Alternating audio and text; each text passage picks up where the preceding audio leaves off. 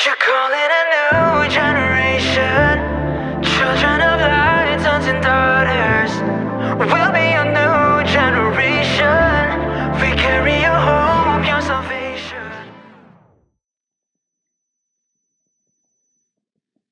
Sige, palakpakan po natin music team. Sige po. Mapagpalang araw ng linggo sa atin lahat. Ngayon po ay hapon na. Tama ba? 4 o'clock.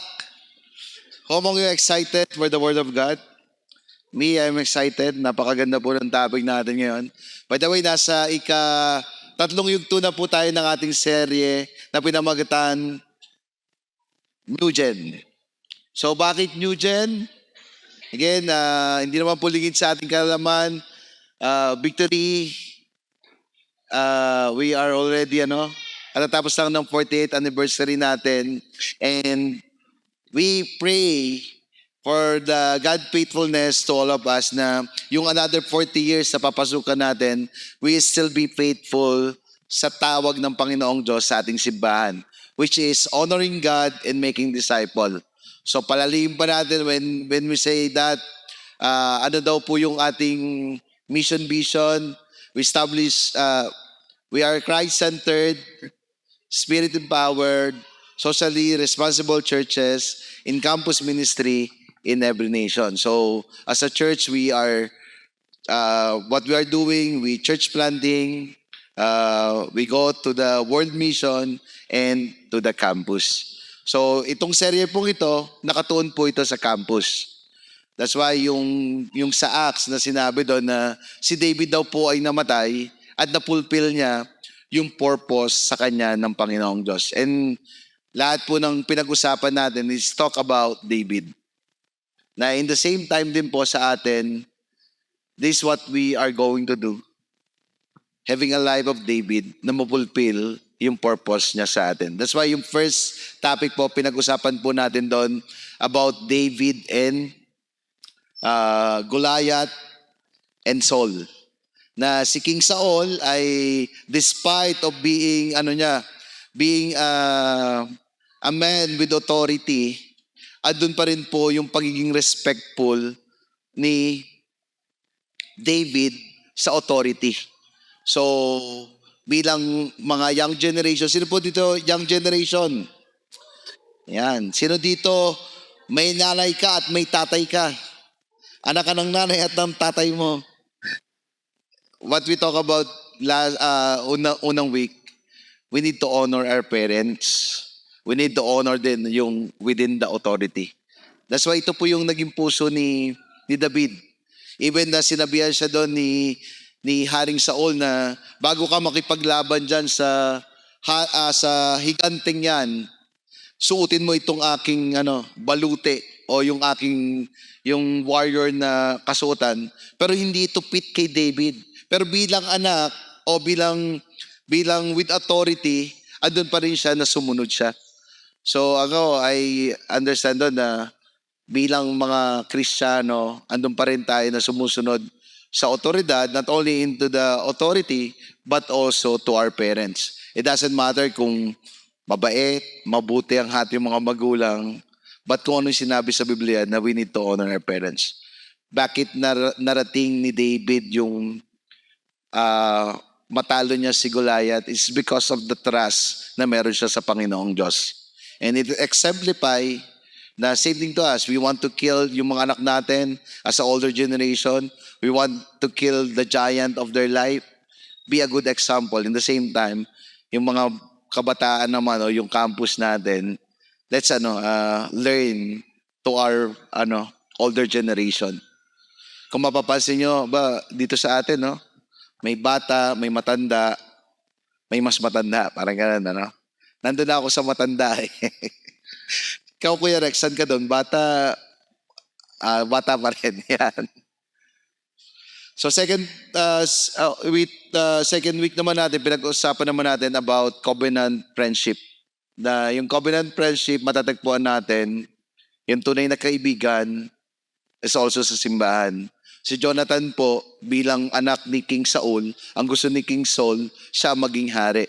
But hindi lang po siya gusto ni King Saul na magiging hari siya, but also siya yung sumunod sa kanyang yapak. Pero bilang kaibigan na matalik ni David o bilang may Diyos na kaibigan ni David, he doesn't care kung anong gusto ng tatay niya.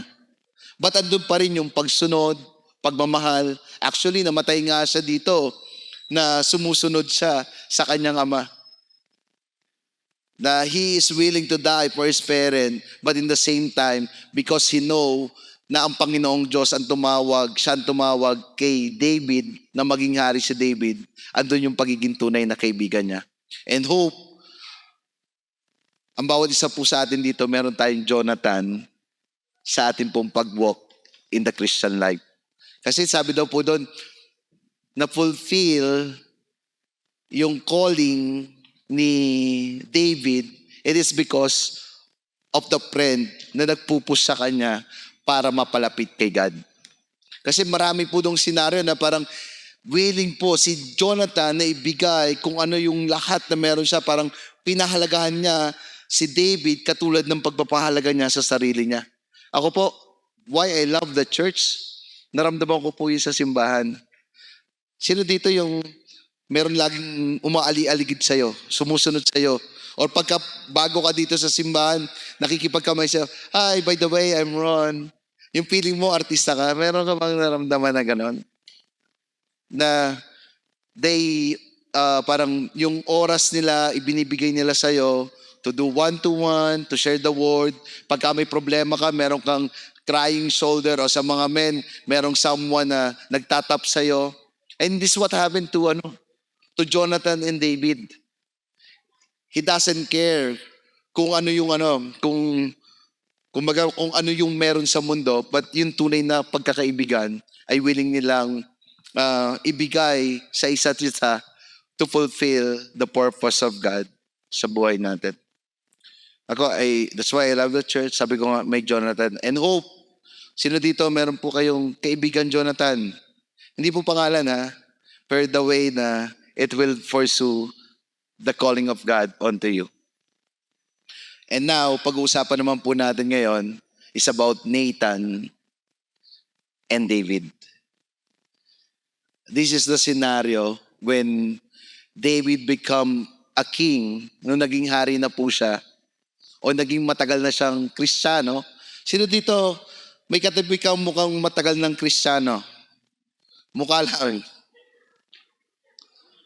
Siguro sa mo pas, 1-year-old, 2-year-old Christian, 3-year-old Christian. Pero dito makikita natin, when David achieved yung pagiging hari niya, somehow, na-shaken po yung kanyang pagiging Kristiyano dito.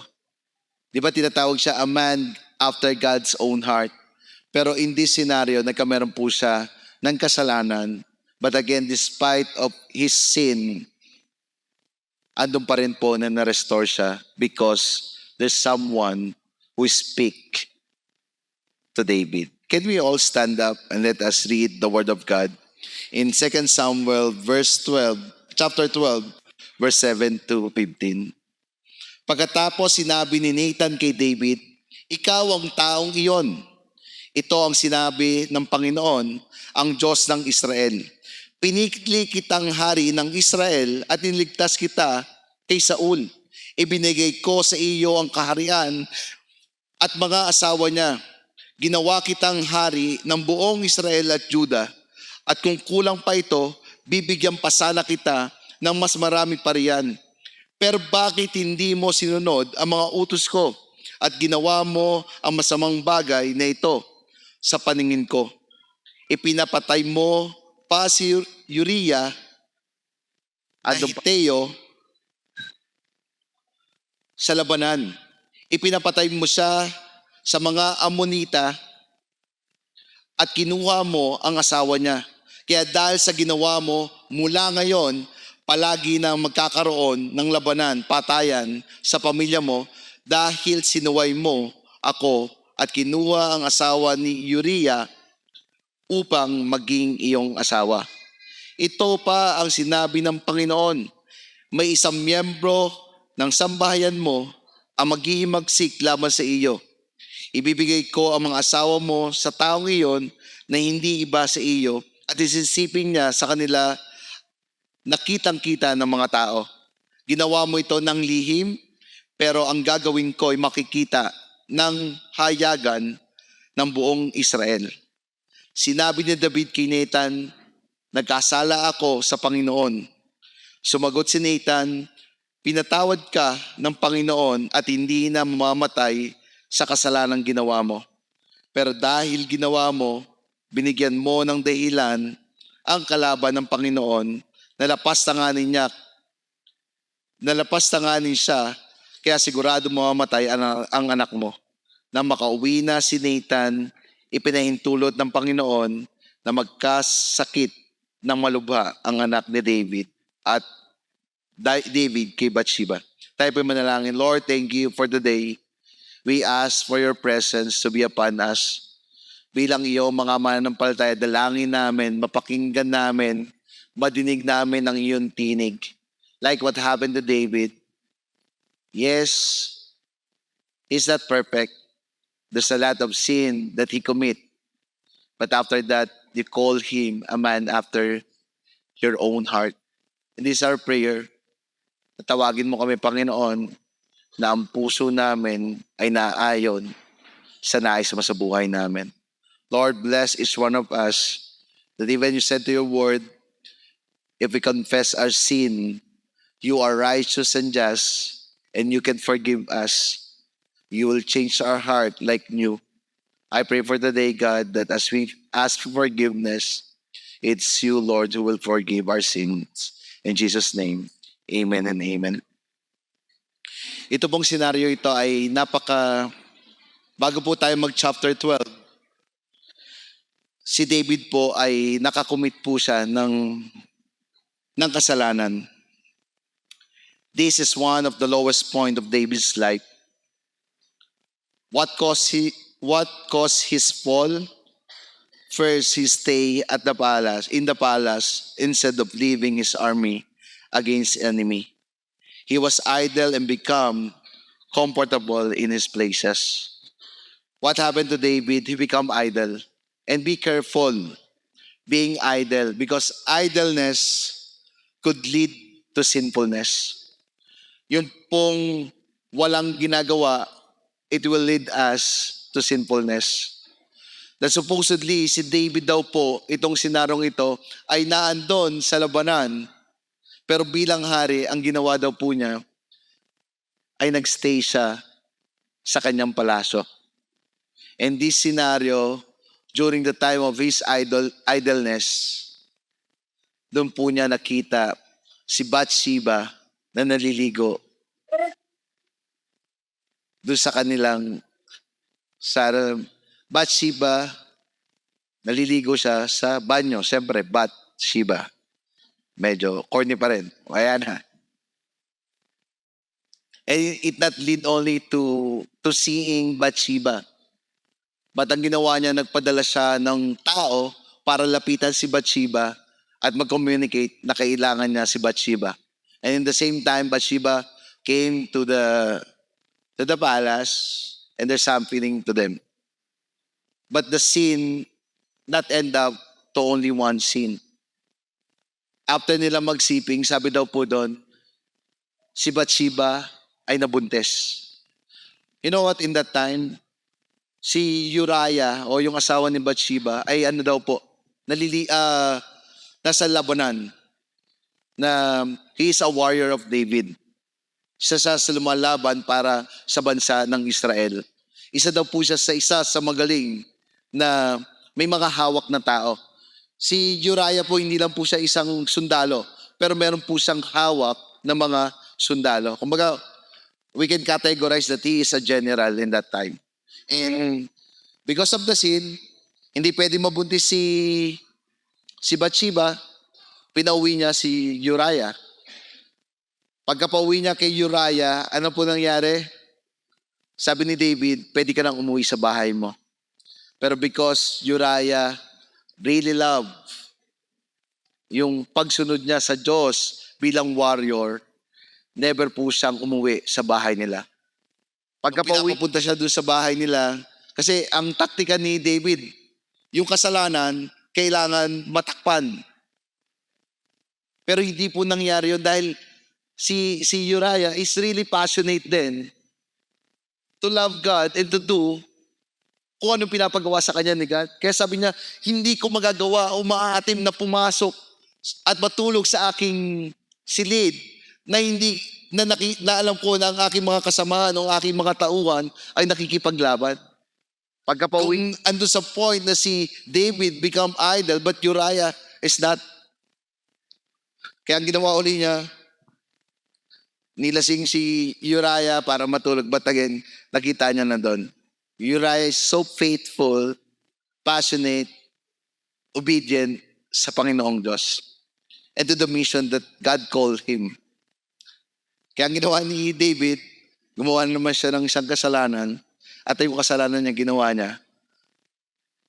Pagkapauwi niya si Uriah, pero ang ginawa niya, pinapunta niya doon sa pinakang malapit. Kumbaga parang sa frontliner. Kasi no, di ba, nakapanood ba kayo ng war? Di ba mga sibat ang mga gamit noon? Pagkapauwi na doon sa mga palangga. So it so happened, namatay si Uriah. Pero you know what, ito yung nakakatawa dito. Walang nakakaalam sa nangyaring yon. Why? Because David has a power. They see that David is a man after God's own heart. They see this David, our King David, is a king who fight Goliath. Siya yung inanoint ng Panginoong Diyos. And this is the estado of David. But kung makikita natin, he is a sinner. Sino po dito, you've been a Christian for a long time? Or bago ka lang Kristiyano? Masasabi mo ba na ikaw ay perpekto? Ayun, may naman po. Kaya po ito, pwede po natin ilagay yung personality natin or bilang Christian, first kay David, in the same time, we can also be Nathan. We are not perfect. Again, we can be David, but also God will use us to give hope, to give restoration to others. What happened to David? Akala niya walang nakakaalam. That's why pinapunta ni God si Nathan para kausapin si David. Ito po yung senaryo. Kinausap niya si David sa magitan ng isang kwento. Sabi niya, David! Oy, David! Kumusta? O Nathan, ba't ka na papunta dito? David, you're doing good as a king. Pero alam mo ba, sabi niya dito sa chapter, alam mo ba, may isang mayaman at isang mahirap. Yung isang mayaman, meron siyang mga alagang baka at tupa.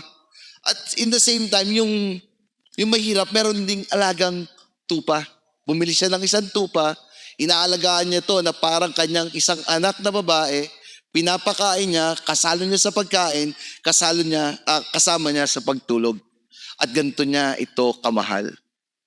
But yung mayaman ay maraming alagang tupa at maraming alagang baka. Oh, good. Pero may dumating na bisita yung mayaman. At pagdating ng kanyang bisita, gusto niyang ipaganda na masarap na bulalo gamit ang tupa. Parang gano'n yung senaryo. Pero hindi niya gustong pakilman ng kanyang mga alagang tupa at baka. Kaya ang ginawa niya, kinuha niya ito sa mahirap ang nag-iisang tupa at kinatay niya at pinakain niya sa kanyang mga bisita. Alam niyo po, bilang hari, anong sabi ni David? Galit na galit si David. Sabi niya, hindi dapat yan. Dapat yan ay patayin. At kung mapapatunayan, babayaran niya ng 4 na beses ang kinuha niya. Tapos ito na yung sinabi ni Nathan. Alam mo kung sino to? You're the man. Proud na proud siya. Pwede ba sabihin sa katabi mo, you're the man. Parang ngayon mo naman, parang nagalit yun, no? Sinabi yan, ano? O sabihin niyo sa pastor mo, you're the man. Sige na, turo niyo ako, you're the man. It doesn't matter if the sin is big or the sin is small? Sino dito makakapagsabi na mas mali o mas mataas ang magkasala ka na ikay pumatay kaysa sa ikaw ay nag-white lies? But in the eyes of God, there's no big sin or small sin. Sa Kanya, lahat ito ay Kanyang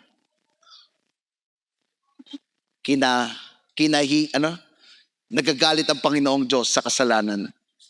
Kaya nga in the Old Testament, hindi pwedeng yung presensya ng Panginoon ay lumabas dahil kung ikaw ay makasalanan, you will be died. And same thing to us. Pinadala ng Panginoong Diyos si Nathan to speak kay David na si David ay nagkamali. So, what's our number one point?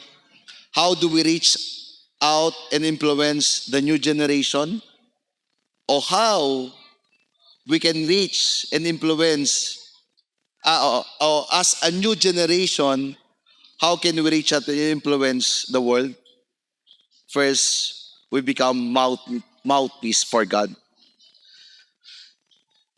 2 Samuel 12 verse 7 to 9. Pagkatapos sinabi ni Nathan kay David, ikaw ang taong iyon. Ito ang sinabi ng Panginoon, ang Diyos ng Israel. Pinili kitang hari ng Israel at iniligtas kita kay Saul. Ibinigay ko sa iyo ang kaharian at mga asawa niya. Ginawa kitang hari ng buong Israel at Juda, at kung kulang pa ito, bibigyan pa sana kita ng mas marami pa riyan. You know what, in this time, makikita po natin si Nathan, mas bata daw po ito kay David. But hindi po niya hinesitate. He don't let anyone to look down on him, but he become a mouthpiece for God. Nagsalita po siya kay David na alam niya na si David ay nagkamali. And sabi dito, what David used? He used the word of God. Sabi niya, at sinabi ng Panginoon, ikaw ay nagkasala. Hindi mo mararating, parang sinasabi doon, ipaparaphrase ko lang, hindi mo mararating ang narating mo kung hindi dahil sa Panginoon.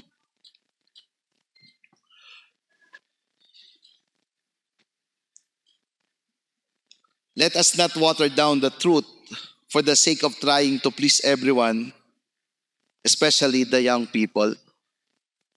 Being a mouthpiece of God or gamitin ang bibig natin na magsalita sa ibang tao, we not based on the emotion or we not based on the situation, but we base to the authority of the Word of God. Kami pong mag-asawa sa pamilya po namin, okay lang po na i-correct kami ng aming mga anak. Sino dito na-correct ka na ng inyong mga anak? O sino dito pagka kinorek ka, nagagalit ka? Meron ba? Pero kami, we teach our sons and our daughter to correct us, especially if we are not doing good. Especially if they use the Word of God. You know what, in this scenario, madali ba yung sitwasyon ni Nathan? Hindi po madali ito, Remember, he is a king. David's a king. But as a king, nagsalta sa kanya si Nathan. May paggalang, may mga kwento pa, pero he allowed that the Spirit of God speak to him. Tanda ko noon nung kami kumakain.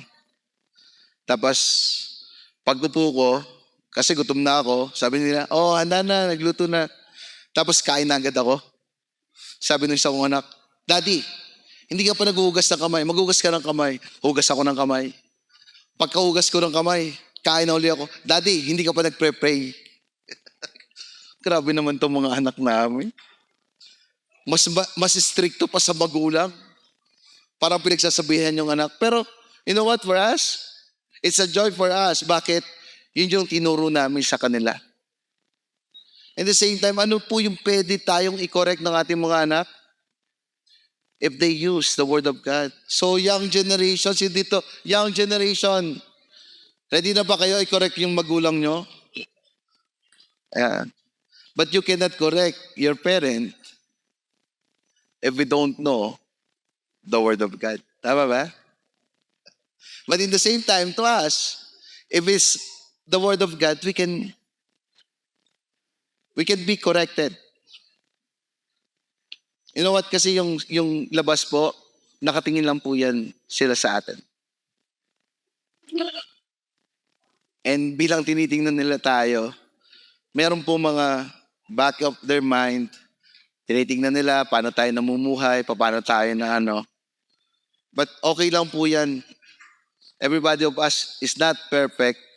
But if we obey the Word of God, if we trust the authority of God, some of us will be changed. Sino dito mukhang nabago na yung katabi mo? O nabago ka na? Di ba sarap maging Kristiyano? Utay-utay nababago tayo. Every time we look into the mirror, ano daw yung mirror natin? Yung Word of God is our mirror. Every time may naririnig po tayo or may nababasa po tayo, naiintindihan po natin na hindi tayo ganon kabuti. But when we hear and we read the Word of God, we become better. Same thing po dito. If we don't speak the Word of God, who will do it? Wala pong pwede magsalita ng Panginoon, ng salita ng Diyos, kung hindi po tayong may mga Diyos at nakakaalam ng kanyang salita. Romans 10:14, 17. Pero paano sila tatawag kung hindi naman sila sumasampalataya sa Kanya? At paano sila sasampalataya kung hindi pa sila nakakarinig ng tungkol sa Kanya? At paano sila makakarinig kung walang mangangaral? Sasampalataya lang ang tao kung maririnig niya ang mensahe tungkol kay Kristo. At maririnig lang niya ito kung may mangangaral. We are God's vessel to declare His gospel to this wicked world. Sabihin mo sa katabi mo, ikaw ang paa at kamay para may proklama ang mabuting balita. Our job is to set the standard of righteousness and not hold back in the speaking of the truth. Wag po natin hayaan na hindi may salita ang kanyang salita. God called us to be His mouthpiece. Ito po, hindi po basihan kung sino po ang mas mataas. But Nathan know that the authority of the Word of God is higher than the authority of the king.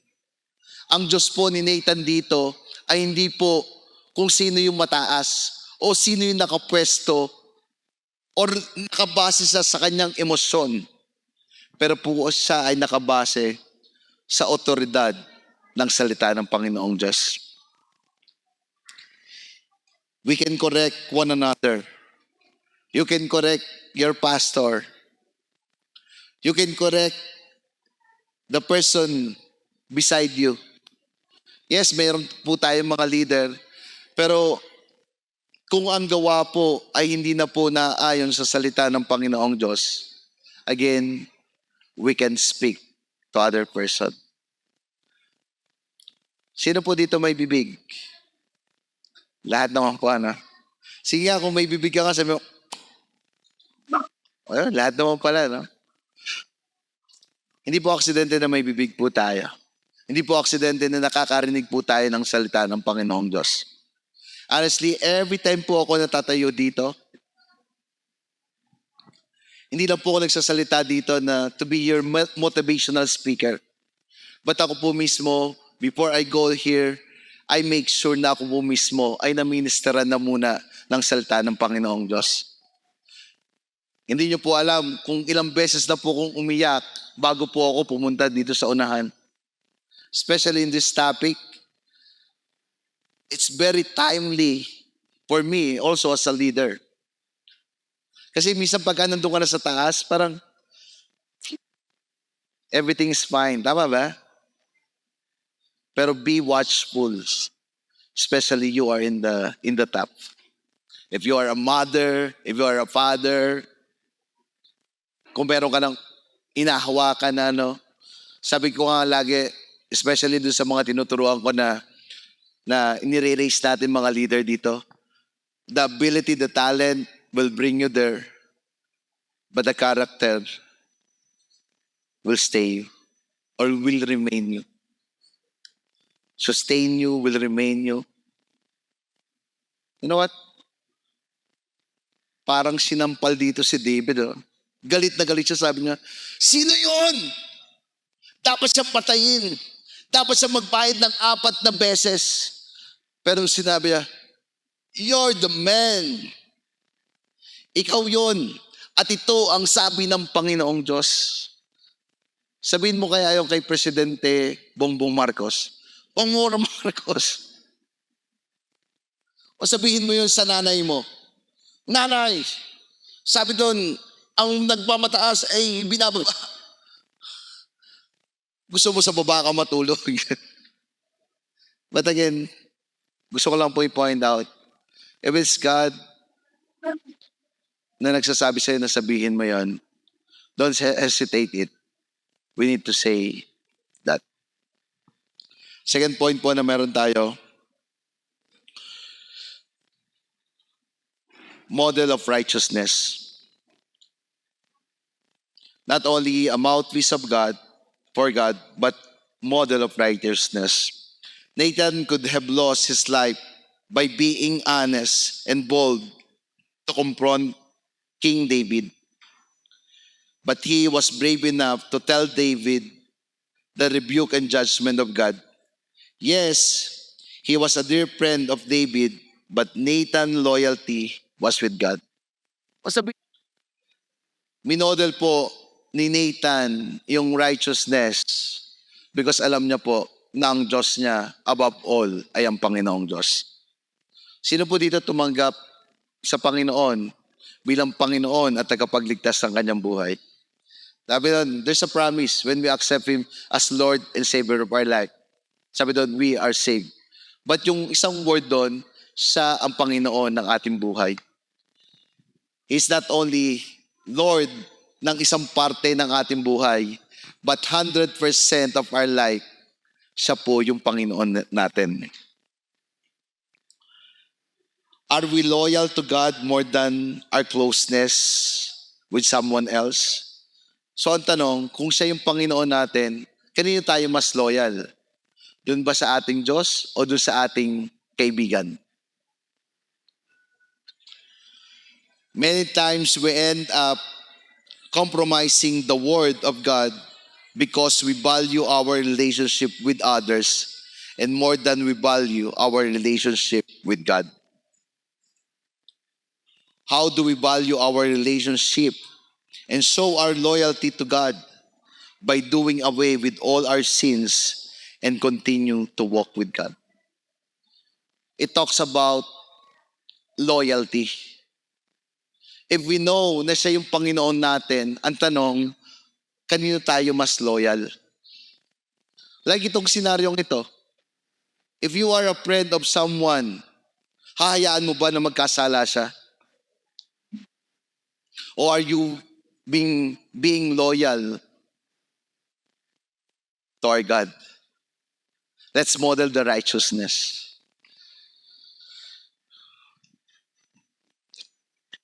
Matthew 7:21, marami ang tumatawag sa aking Panginoon, pero hindi ito nangangahulugan, makakapasok sila sa kaharian ng langit. Ang mga tao lang na sumusunod sa kalooban ng aking amang nasa langit, ang mapapabilang sa kanyang kaharian.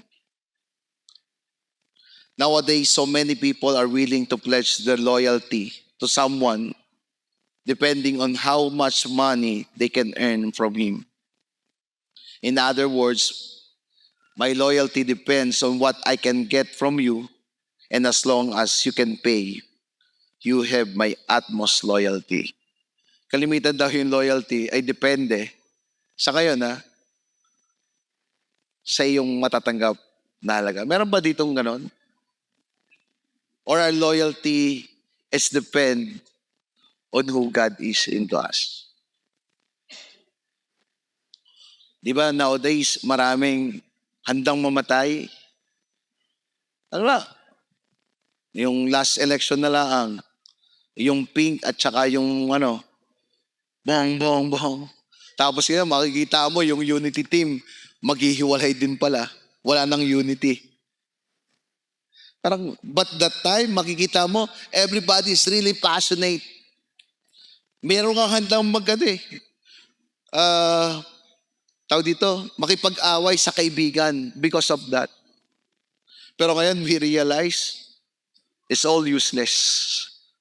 Nung makita ko nga na naghiwalay na pala si BBM, bumaba na tawag si Sarah. Tapos mga sabi-sabi si BBM daw, lilipat na rin sa Dilawan. Parang sayang naman. Buti na lang ang binota ko si Rastaman. Kaya hindi ko sinabi talaga kung sino yung binoto ko noon eh. Parang di ba, there's a lot of willing to, parang yung K-pop, alam niyo po ba yung K-pop? Pagka nakapanood ka ng talagang yung iba talagang, Tapos sabi ko, magkano ba ticket doon? 8,000 plus, parang ganon. Tapos, makikita mo lang naman, mga singkit.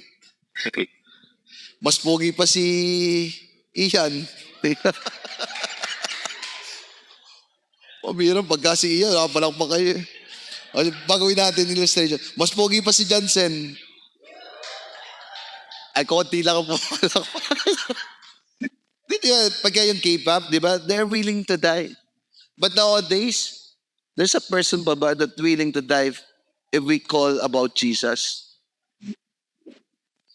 Sa mabas, pagkatanong, are you a Christian? Ay, hindi makatanggi kasi Christian din ang pangalan. When is the last time we are bold enough na ipinakita natin yung loyalty natin kay Jesus? Maybe some of us na-reject na. Sino dito na-reject? Because they know you are a Christian. Ako po maraming beses, asay nila akong kausap. Kwento ako oy talaga, taga saan ka? Ganyan. Tapos, anong trabaho mo dito? Ba't nandito ka sa Lukuban? I am a pastor. Pastor ka? Parang biglang nababago yung tsura. Pastor pala ito. Hindi naman halata. Pero alam mo, parang you feel rejected, but I am proud to be a pastor. I am proud because Jesus Christ died on the cross for me.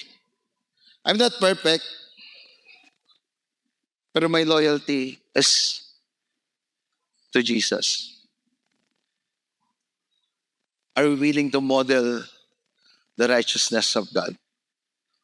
Sino dito, may katabi kang mukhang righteous? Ako po, sige po. Mukha lang naman eh. Pero, we are not all righteous. At the same time, look at David. Tingnan natin si David dito. Hindi po siya righteous. Even Nathan, even he is a prophet, I don't think so that he is righteous. Ako po, Si Isaiah nga, di ba, nung time na yon, iyak na iyak siya when he encountered God. Sabi niya, a prophet Isaiah, sabi niya, who am I? Parang hindi ako karapat-dapat sa iyo, Panginoong Diyos. In the same time, to all of us, hindi natin mamomodel yung righteousness because totoo po, kung titingnan natin yung sarili natin, we are all limited. But because we have a God who is righteous and He died for all of us, those who accept Him as our Lord and Savior, we are righteous. So we can model His righteousness. Ako po, among you want to be loyal to God? Are we willing? Willing ba tayo? Ang sabi ko po tayo, lahat po tayo, meron po nagagawang kasalanan. For today, if we hear the word of God, are we willing to give it all? Ako po, yung kasalanan na meron tayo. Yes, we are not righteous. Ako po, maragawa po tayong kasalanan. but we are godly. If you are godly, you are willing to give all to God. There's a story between kasi every time we read the Word of God, it shows our wickedness. Tama ba? Nung bago po akong Kristiyano, ako po ay living in sin. But when I become a Christian, when I read the Word of God, every time yung sa 1 Corinthians, 2 Corinthians, binabasa ko siya, lagi po akong umiiyak. Kasi lagi pong tinatamaan yung pagiging makasalanan ko. But I really love the Word of God. Because every time it corrects me, it corrects my thought, it corrects me, it reminds me how wickedness I am. Ako po and same thing in this, when they encounter the Word of God, they understand they are weak. Question, when is the last time we have time reading the Word of God? When is the last time we ask God, God, katulad ba ako ni David, meron pa bang mga mali akong ginagawa? Ako po and I believe God is spoken to us today. Nagsasalita siya sa atin. Ako po are you willing to give it to the Lord? Pwede ba pause for a while? Let us close our eyes lang. Pause for a while. Lord, I pray for today. Remind us for the wickedness that we had. And Lord, we want to give it all to you. In Jesus' name, amen. Third point na meron tayo, message of hope and restoration.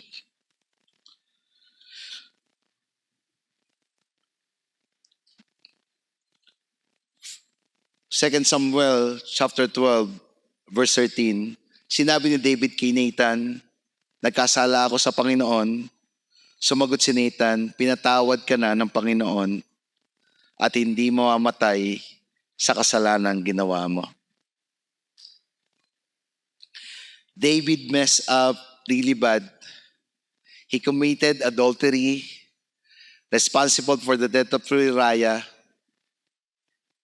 Bathsheba's husband. And yet, despite his great sin, God forgave him and restored him. Despite na naging mamamatay tao po siya, despite na naging adulterer siya, the message of David, or the message of Nathan to David would lead him for hope and for restoration. Pagkatapos niyang in-review, yes, pero nakita ng Panginoon ang puso ni David na willing siyang magpakumbaba. Andun yung pag-asa at andun yung restoration. Despite of the word wickedness, we have the message of hope and restoration.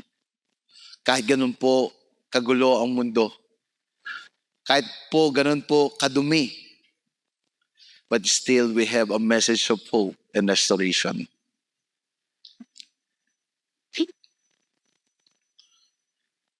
And it's only we can see on the cross why Jesus Christ died on the cross.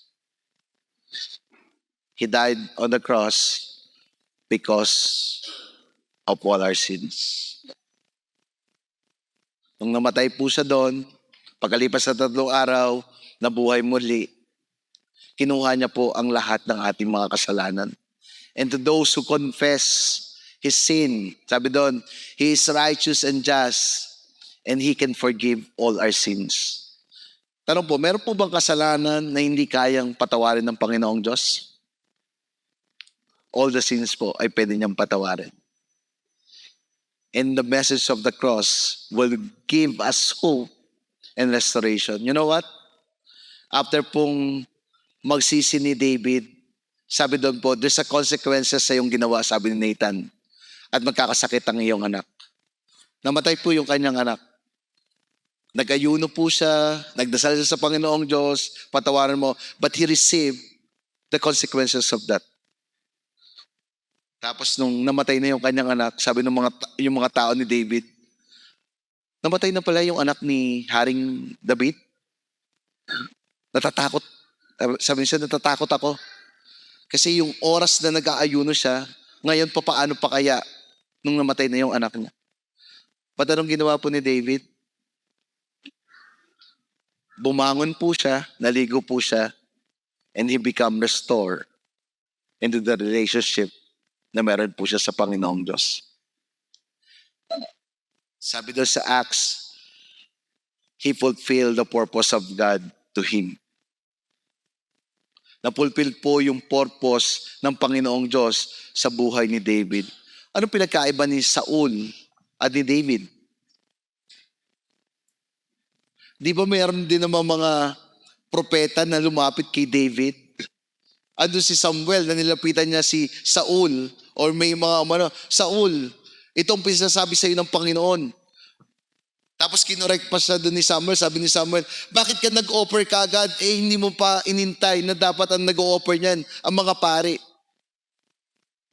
Alam mo pong kasalanan ni Saul? Ang kasalanan lang naman niya, mas mahal niya yung mga tao kaysa kay God. Pero si David po, anong kasalanan niya? He is a murderer. He is adulterer. Ibig sabihin doon, magnanakaw pa si David. Pero anong pinagkaiba niya? He is willing to humble himself before the Lord. Sabi niya, nagkasala ako.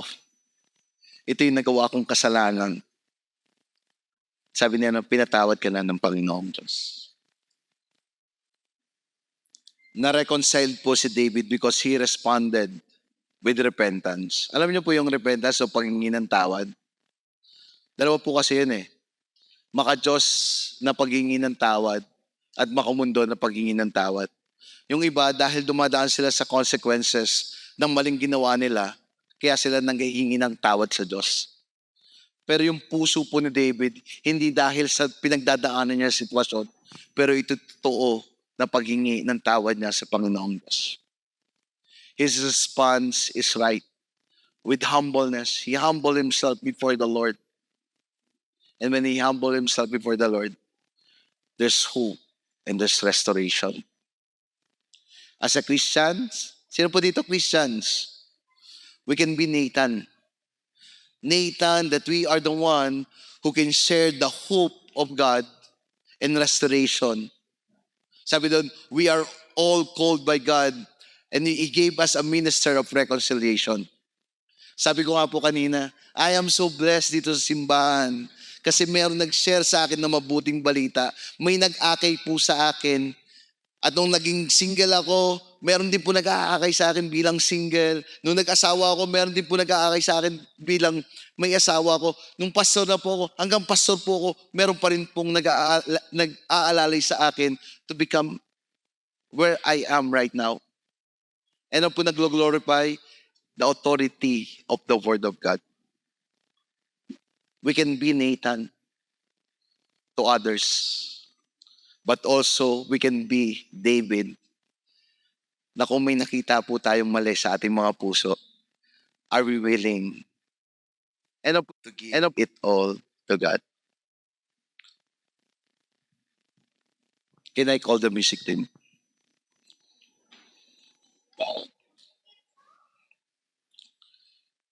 I believe God is telling us right now, can we all close our eyes and let us pray? Lord, thank you for your message that we can be a mouthpiece. Not only a mouthpiece, but model of righteousness. And also, Lord, we pray that because of you, we have hope and restoration that will happen.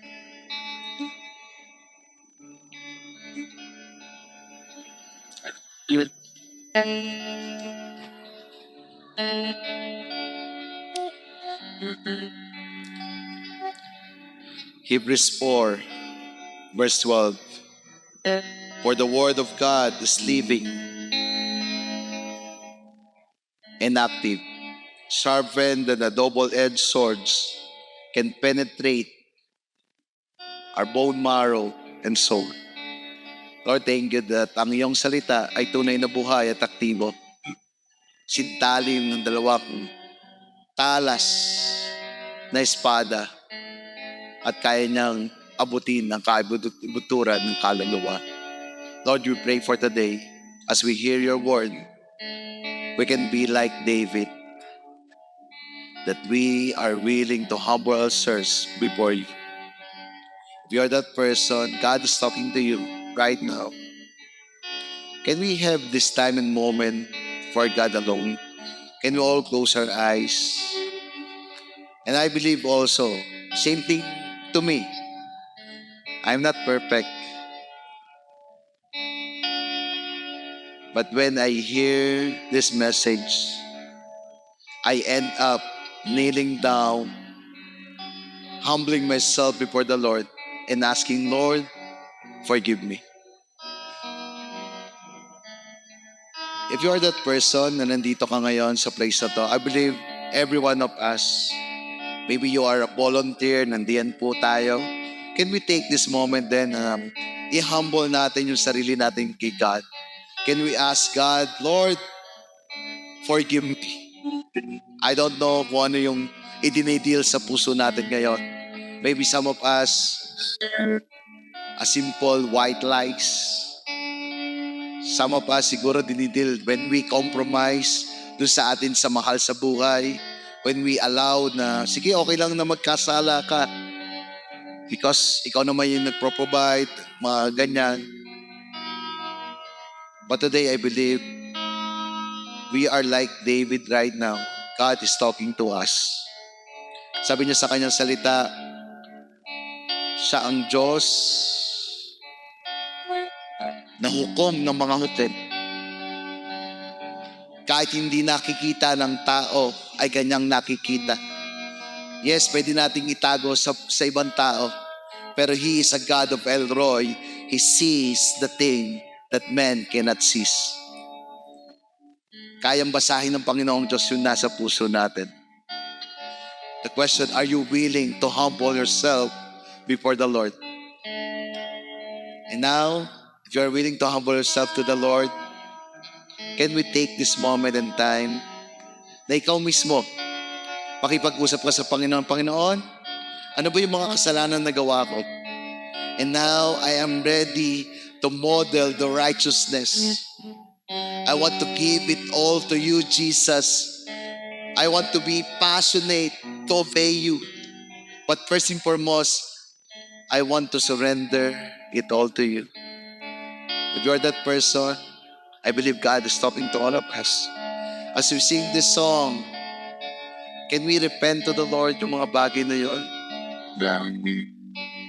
Kapatid, mahal na mahal ka ng Panginoong Diyos. Why you are here right now? Because He want na mapakinggan mo ang mensaheng ito. Si David ay mahal ng Panginoong Diyos. That's why He sent Nathan to speak the word of God. And if you are that person today, God is speaking to you right now. Repent. I am the Lord of all. I am the King of kings. Bow down to me and surrender all to me. Can you open your mouth and say, Lord, sorry for these things. Sorry for I be unfaithful. Sorry for I'm not obeying your word. Still, ito yung pinasasabi mo, pinagagawa mo. Sorry for not forgiving that person. Lord, thank you. Continue to the attitude of asking and talking to the Lord. I believe that God's speaking to us today. There's so much past that knew my shame. But still you chose to love the same. This is the gift you freely gave, immeasurable grace. There's so much past that knew rushing. See you chose to love the sea. This is the gift you freely gave. Come on, let's stand up.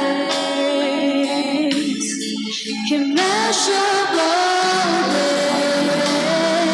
grace. This is why we sing your praise. Let's high your precious holy name. You, Jesus Christ, the Son of God. Because of your love, our days. And this is why, this is why we sing your praise.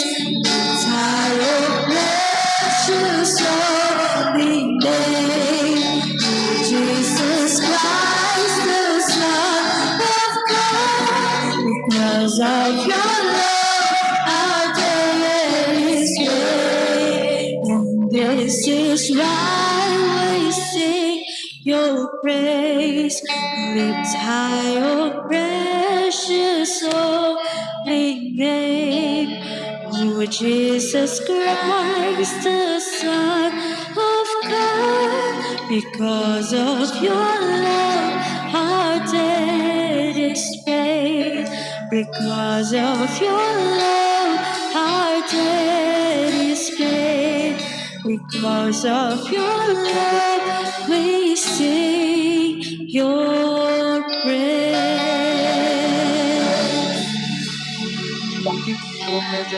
Let's continue to be in an attitude of worship. I believe the word of the Lord and the message of the Lord for us right now, it's the same, it's still the same kanina umaga, that the Lord is in the business of restoration sa ating buhay. We have been, maybe you have been broken right now, you feel condemned because you have these things that is still hunting you from the past, or there is a rebuke or correction that make us broken, but still the Lord is in the business of restoration.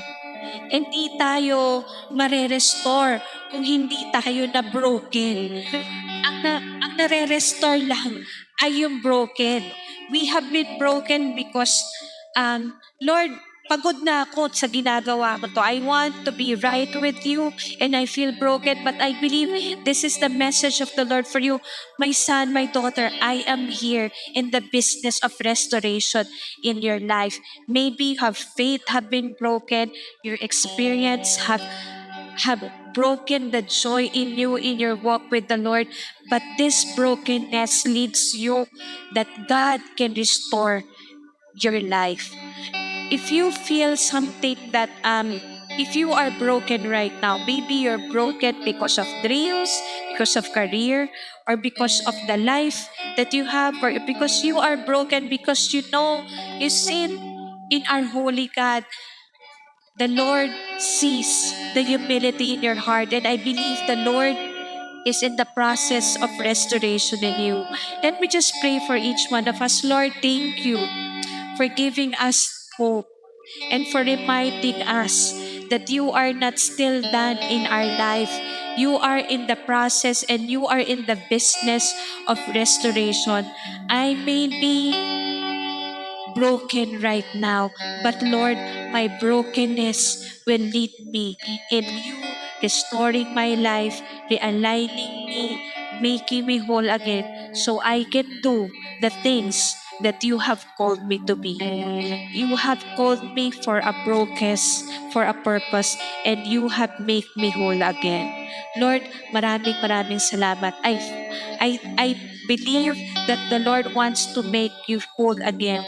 And it is a confirmation that, Lord, thank you kasi I am broken and I know I can be whole again because of your love for me. Maraming maraming salamat, God. Thank you for restoring us and making us whole again so that we can pursue the purpose and calling that you have for us. Thank you, Lord Jesus. In Jesus' name, amen. Sige po. I believe God is also telling us today, keep listening. Can we align, parang inaano ng Panginoon sa atin, let's align ourselves before the Lord. Yung purpose po ni David, naganap siya because he listened. And not only listened, but he hid the word of God into his heart. I pray for you, Lord. Thank you for all of us who are here. I believe, God, that it's you, Lord, who let every one of us listen to your word. And not only listen to your word, but we hid it o tinatago namin to sa aming mga puso. Sa oras ng aming pangangailangan, ito'y aming pong magagamit. Your words like a double-edged sword that can penetrate our heart, our soul. Lord, thank you sa iyong salita today that gives us and make us to be humble. In Jesus' name, amen. Bago po tayo maghiwa-hiwalay, just want to ask lang, sino po dito you have, nahihirapan ka magpatawad? Because the message of us for us today is about restoration. Don't worry, everybody of us have that. Pwede ka ba pumunta dito sa front and we're going to pray for you. If you're a person that nahihirapan ka magpatawad or may someone na hanggang ngayon hindi mo pa napapatawad but you're willing to forgive, can you go here into the front and I want to pray for you. Yes? Anyone? Huwag po nating pigilan ang ating Panginoong Diyos. I believe that God is touching your heart. If you are that person, we are not in a hurry. We want to bless you with our prayer. Anyone? See? Thank you.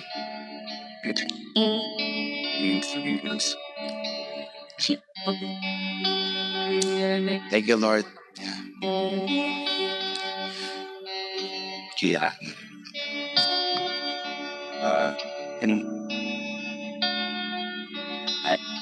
You're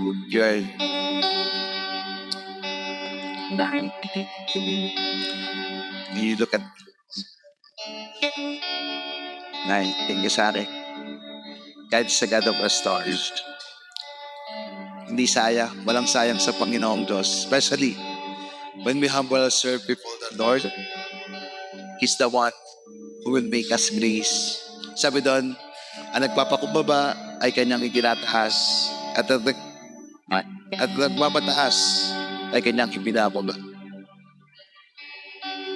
Just want to lang na courage shoot. But when you step, yung tumayo kayo dito sa courage also. Saying that you are willing to forgive that person. Let us pray, Lord, thank you for the boldness that they have today. We pray, God, that it's you, Lord, who will release the burden into their heart. Lord, thank you that it's you, Lord, who give us strength, who give us faith to believe that you are a God who can restore everything. Lord, we are here humbling ourselves before you. By your grace, by your mercy, it is you who will make miracles. Set your word and love our enemy. Not only loving our enemy, but also pray for them, give them food, and bless them. Lord, thank you, God, that today, Lord, I pray that you will use them mightily to advance your kingdom. And this is the start of their being obedient. It is you first who restore us. That's why we can be a message of hope and restoration. Lord, thank you for this person who are willing to forgive that. You said your word, if the Son set us free, we will be free indeed. God set you free. God restore you. God will give you a new hope. There's a joy na pinuput sa iyo, Panginoong Joyce. Merong kaligayahan, kagalakan ngayon. Pinapahi niya yung past. You can say, there's no record of wrong. Because God really loves you. That's why you can love those persons. Lord, thank you for your love, for your mercy. Thank you, Lord, that we experience you right now.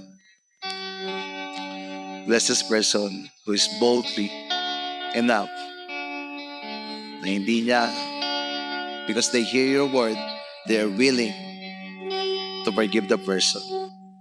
Bless them. In Jesus' name, amen.